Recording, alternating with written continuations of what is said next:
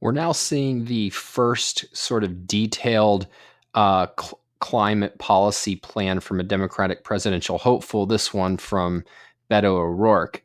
And I'd love to summarize it for you, but he really can't summarize it. I mean, it's essentially a laundry list, and it's really interesting in that it's both incredibly detailed and really bizarrely vague in many places. And so, to the extent that there is a central idea, it's this commitment to guarantee net zero CO2 emissions by 2050 and to get halfway to that by 2030.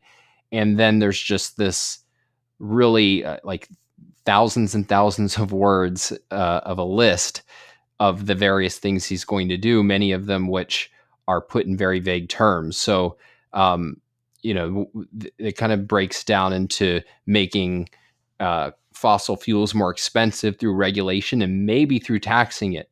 But he explicitly will not say whether he's for carbon tax or for cap and trade. But a lot of the proposals have to do with kind of vague attempts to make non-carbon energy cheaper. He says he's going to spend 200 billion on new R&D programs that will study technologies that will reduce carbon, and then basically just the government buying and paying for a lot of stuff from solar panels to electric car charging stations and various things to help mitigate bad weather. And it essentially in its approach is sort of what you could think of as the Green New Deal light. That is, it extends the timeline and it doesn't have an explicit commitment to just solar and wind or renewables. In fact, interestingly, he only mentions two forms of energy, which is fossil fuels, and then one mention of renewables in the whole thing, kind of like as a side issue.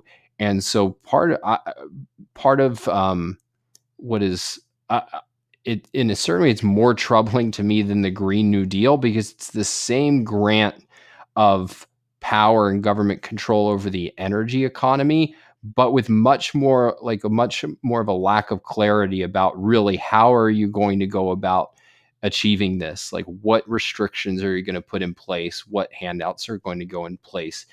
And it's worth mentioning that he does not at all mention nuclear in this whole laundry list of things that he's going to do in order to get us to carbon neutral by 2050. Yeah, it'll be really interesting to see what the other candidates come out with. I mean, not interesting in a fun way.